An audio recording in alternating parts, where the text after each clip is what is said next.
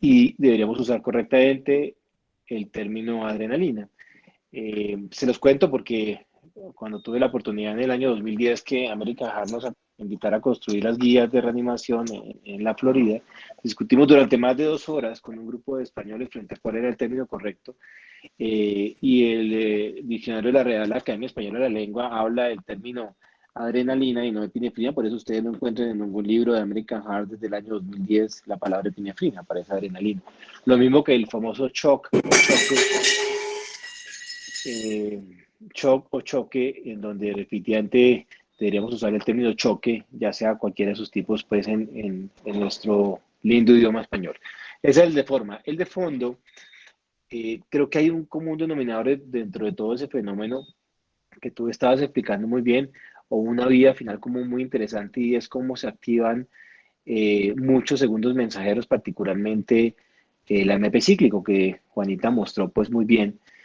Y creo que es muy importante ahí tener en cuenta que para que se active ese AMP cíclico con la enzima, la anilato ciclasa, implica que exista ese segundo mensajero activado por un primer mensajero ligando, que suele ser el estímulo, que a través de ese intermediario, un receptor de superficie celular, que son muchos receptores asociados a proteínas G, más que a proteínquinasas o receptores de citoquinas, son receptores asociados a proteínas G, aumentan ese AMP cíclico. Y ese aumento del AMP cíclico es posiblemente una de las respuestas más importantes porque fundamentalmente lo hace a través de fosfoquinasa A, que tú mostraste muy bien allí. Y la fosfoquinasa A es importante resaltar que los estudios en modelos animales han encontrado que fundamentalmente va a viajar al núcleo a activar una serie de factores transcripcionales, probablemente unos conocidos como CREP, se llaman esos factores transcripcionales.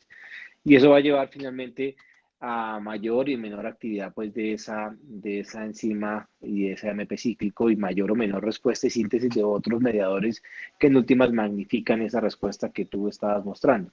Entonces, el punto es que entendamos que en anafilaxia, como tú mencionabas, hay una vía, digamos, que activa un segundo mensajero que magnifica la respuesta, que es lo que en últimas terminamos viendo con aumento de síntesis de muchas otras proteínas, por la vía que mencionaste muy bien, liberación masiva de óxido nítrico y vasodilatación sistémica, que es lo que vemos. Entonces, era fundamentalmente eso. Felicitarte nuevamente, Juanita, una gran presentación, bastante, bastante clara. Y bueno, pues ya adelante con el taller. Muchas gracias. Jaime, muchísimas gracias. No sé si alguien tenga alguna otra intervención que quiera hacer. Definitivamente nosotros vemos esto mucho menos que otros grupos, tanto pues porque no llegan a cuidado intensivo, pero además digamos que es menos frecuente que en otras latitudes que tienen más experiencia como los europeos. Sin embargo, pues estar bien entrenado en esto, como dice Juanita, no usar otra cosa que no sea adrenalina, pues es importante. Entonces vamos a empezar con el taller. La primera pregunta es bastante dirigida y es, bueno, busquemos entonces en Colombia de todos esos alergenos que hablan en, en la literatura europea, que a veces hablan de un montonón de eh, nueces y de cosas que ni siquiera les conocemos el nombre en español. En Colombia probablemente haya otro tipo de alergenos que sean más frecuentes simplemente porque son más prevalentes. Entonces no sé si encontraron algo, vieron algo del tema, qué tan fácil fue buscar esa información. Dale, Marcela. Buenas tardes, yo soy Claudia Marcela Fonseca, residente de primer año de cuidado intensivo de la Universidad del Bosque. En Colombia, pues los principales grupos que han estudiado y publicado acerca de las alergias son en Medellín y en Cartagena.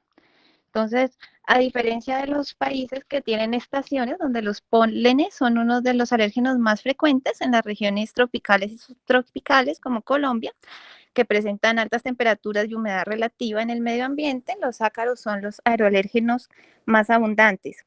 Los subtipos varían dependiendo del ambiente, si es dentro o fuera de casa, y los que más se relacionan con las alergias son los que se encuentran dentro de la casa.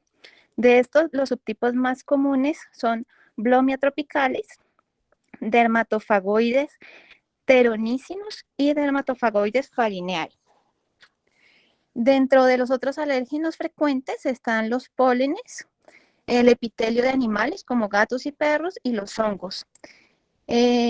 También pues dentro de los que se encuentran en el medio ambiente fuera de la casa estarían pólenes, pasto, flores, pero no hay estudios en Colombia que nos diga cuál es el más frecuente. Gracias. Gracias, Marcela. No sé si alguien más encontró otra información o tiene datos adicionales. Orlando. Muy buenas tardes, mi nombre es Orlando Mizar, fellow de cuidado intensivo de la Universidad Nacional de segundo año. Bueno, sí encontré mucha información del profe Marrugo, que lidera el grupo de inmunología en Cartagena. Él habla mucho de que en realidad la cultura, o sea, en la presentación de estudios que ha realizado él, inclusive en las poblaciones autóctonas, como en la población palenque, ha mostrado que tiene unas incidencias muy bajas de alergia. Sin embargo, por métodos más que todo como epidemiológicos, ecológicos, ha encontrado que aquellas comunidades dentro de ese grupo autóctono, aquellos que se comienzan a adicionar alimentos, o sea, en Palenque, hablo de Palenque, que es una comunidad que tiene una alimentación que cuando vayan a Cartagena, échese paseadito por allá, muy buena, pero sin embargo es muy nativa, muy de muy alimentación casera. Lo que se ha mostrado es que cuando poblaciones de la comunidad de Palenque se van hacia otras zonas donde ya las alimentaciones son más de predominio procesado o más de predominio industrial, entonces esos grupos poblacionales, siendo de la misma región, pero estando ubicados en otras áreas, tienen mucho más riesgo de presentar eventos alérgicos y al final debutar en más anafilaxias. Otra cosa que también encontré fue lo que, bueno, él también habla ahí que hay una de las principales razones que posiblemente es la disminución de las teorías que plantea es el incremento del uso de la vitamina D, pero eso es muy controversial porque lo que se ha planteado es que parece que no es tanto la vitamina D, sino el hecho de que uno no se exponga mucho al sol, lo que hace que es como un precipitante para favorecer más eventos alérgicos. Y también el cambio de los tipos de ácidos grasos más poliinsaturados a insaturados, o sea, el incremento del uso, en este caso, de aceites predominantemente vegetales en disminución de los animales, también ha encontrado como una mayor incidencia en eventos alérgicos.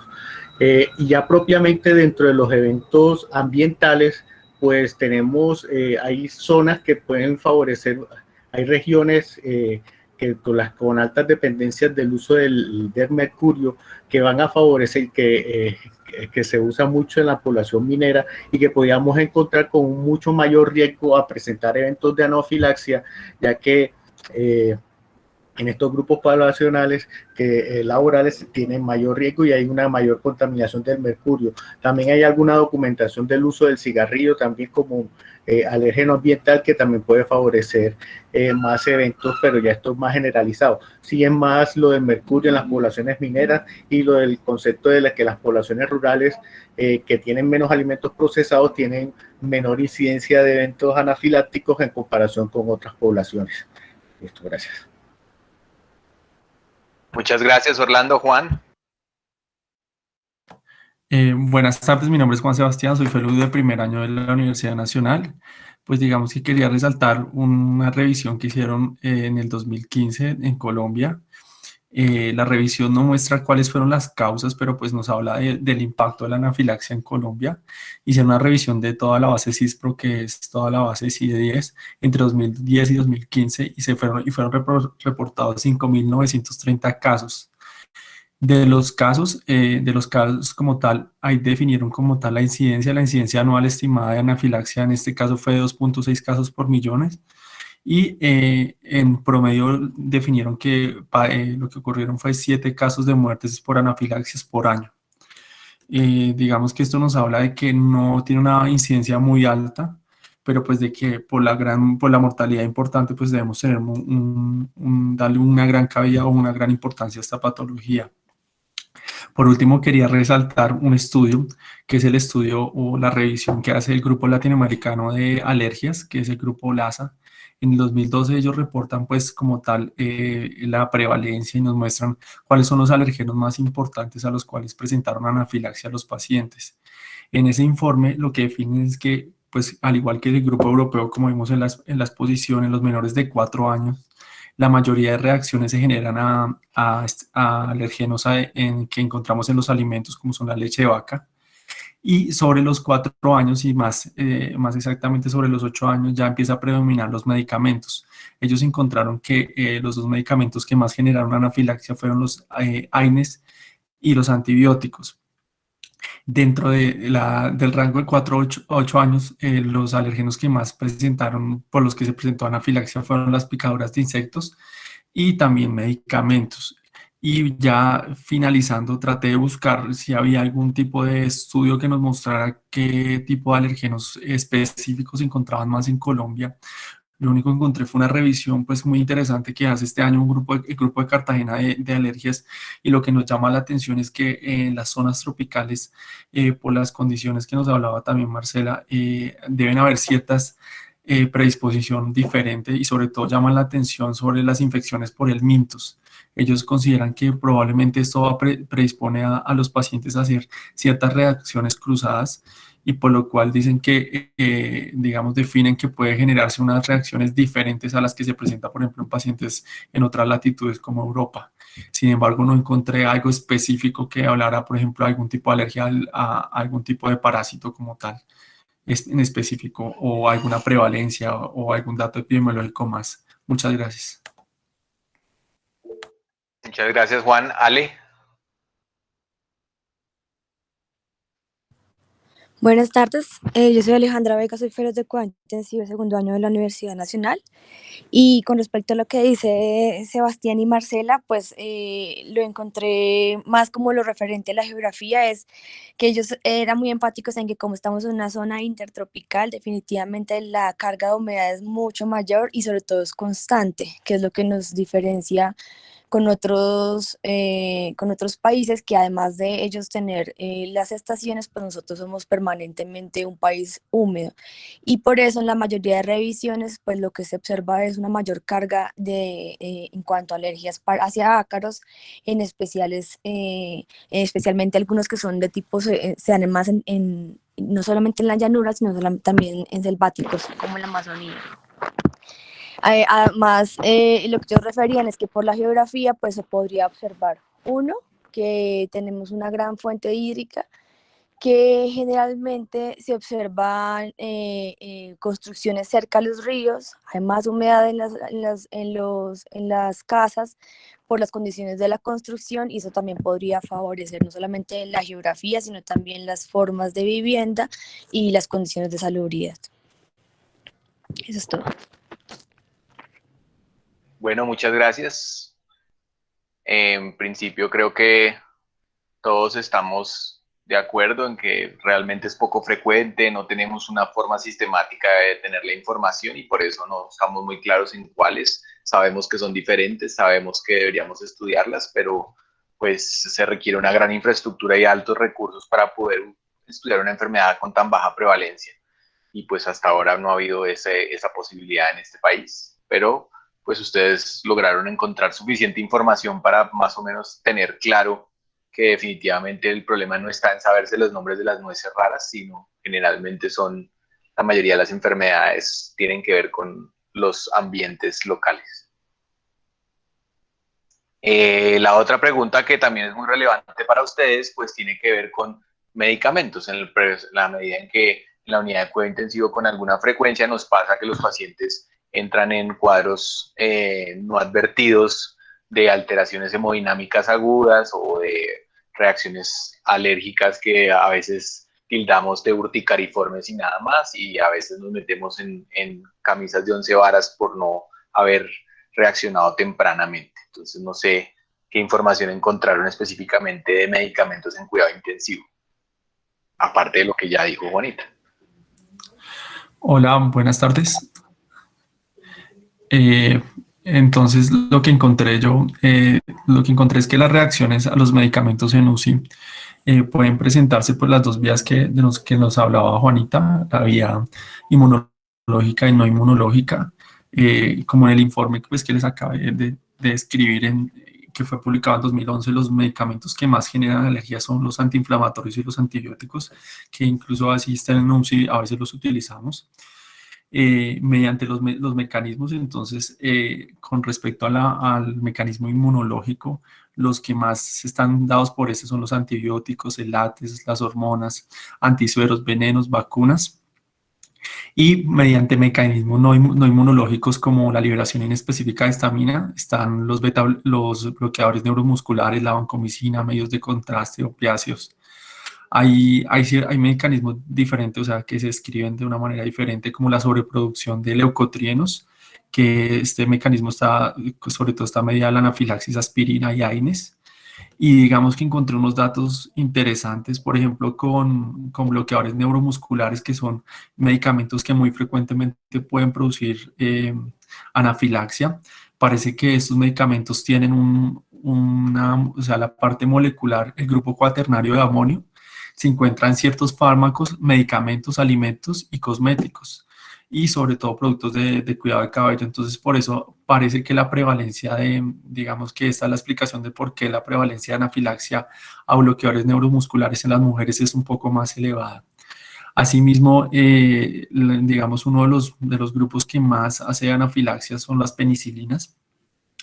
Parece que la respuesta no solo es IgE, sino también tiene una respuesta T celular. Y la gran preocupación siempre que tenemos es la reacción cruzada que puede hacer un beta-lactámico con otro. Aunque es poco prevalente, sí hablan de que a veces podemos producir sobre todo IgG contra el anillo como tal beta-lactámico, por lo cual el riesgo de que se pueda presentar, aunque es bajo, se puede generar por este mecanismo fisiopatológico. Nosotros también también se han descrito alergias al látex, y digamos que dentro de lo que encontré, pacientes que tengan alergias alimentarias a plátanos, a castañas, a aguacate, y como tal, parece que genera una sensibilización para que presenten estas reacciones posteriores. Dentro de la charla también Juanita nos habló de los opioides. Las reacciones a los opioides sintéticos son raras, sin embargo, estas pueden presentarse, y lo que se ha descrito es que su efecto es dependiente de la dosis y de liberación cutánea de histamina por un mecanismo no inmunológico. Y por último, también encontré una reacción que, pues, aunque es infrecuente, pues es muy grave, y es la reacción a los coloides. Parece que estos provocan una liberación de histamina, y por lo cual puede generar un choque severo. Se ha visto sobre todo mayor riesgo en el uso con las soluciones de gelatina como tal. Muchas gracias. Muchas gracias, Juan. ¿Alguien encontró alguna otra cosa o tiene algún otro comentario sobre las X posibilidades que tiene la UCI de producir anafilaxia?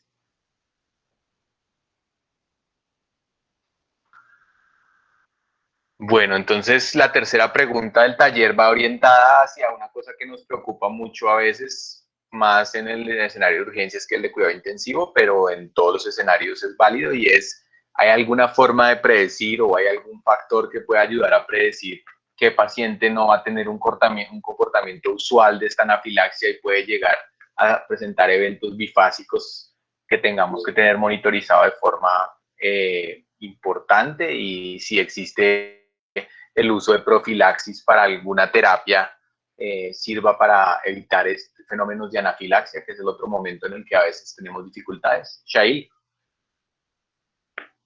Bueno, gracias, doctor. Hola, buenas tardes a todos. Mi nombre es Shay Chacón. Yo soy residente de cuidado intensivo de la Universidad de La Sabana de primer año. Entonces, es como volver a hacer un resumen muy pequeño de lo que ya dijo Juanita. Digamos que algunas ideas principales ella ya las tocó en la exposición. Y pues finalmente, pues la anafilaxia es definida como una reacción de instauración rápida, potencialmente fatal, y pues la exposición a un agente probable de un curso clínico en cierta manera va a ser impredecible.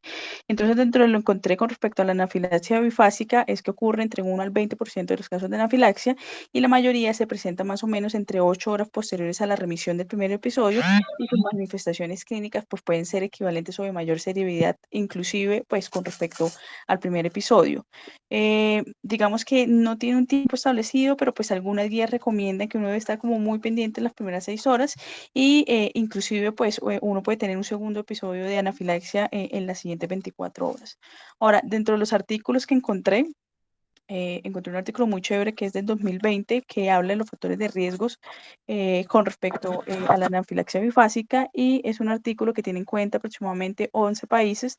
Dentro de los países que se destacan pues está España, Francia, Brasil, Grecia, que tiene en cuenta pues más o menos 8.736 pacientes con anafilaxia monofásica y 435 con anafilaxia bifásica, encontrando que más o menos en esta corte pues las reacciones bifásicas son del 4.7%, y dentro de los factores de riesgos identificados pues con unos OR significativos fueron primero la gravedad de la reacción anterior, que tiene un OR de 1.34, y pues la afectación multiorgánica de la misma reacción anterior. Dentro de eso pues si tiene síntomas cutáneos, gastrointestinales, respiratorios graves o cardíacos, con un OR aproximadamente de 1.78.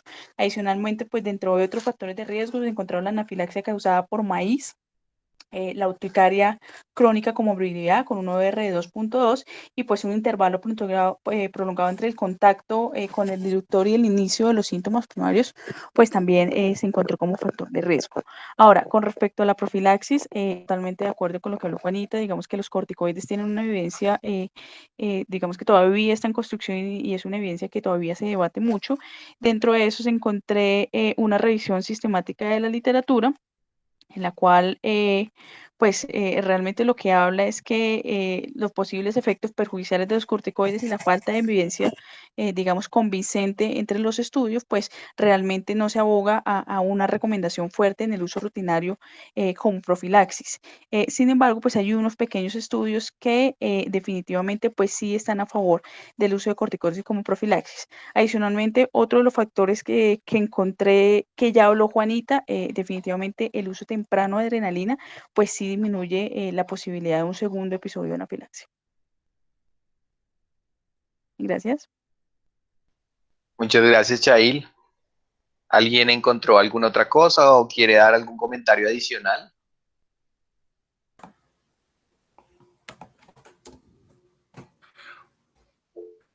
Dale, Juan. No, yo lo único es que quería resaltar que también en un estudio que encontré retrospectivo, lo que llama mucho la atención es lo que acaba de decir Chair, y resaltarlo más es eso, que utilicemos dosis adecuadas de adrenalina. Lo que hablaban en el estudio es que cuando se utilizaban dosis bajas, lo que hacía es que aumentaba el riesgo de reacciones bifásicas. Digamos que entonces resaltan mucho la labor de utilizar una dosis adecuada y no dosis inferiores a la indicada. Muchas gracias, Juan. Y sobre todo intramuscular, ¿no? No ir a poner la subcutánea ni esas cosas. Bueno, pues creo que fue una revisión muy productiva. Nuevamente felicitaciones, Juanita, muy buena presentación. Nos estamos viendo entonces en 8 días. No sé, vamos a hablar de inmunoparálisis o de choque tóxico.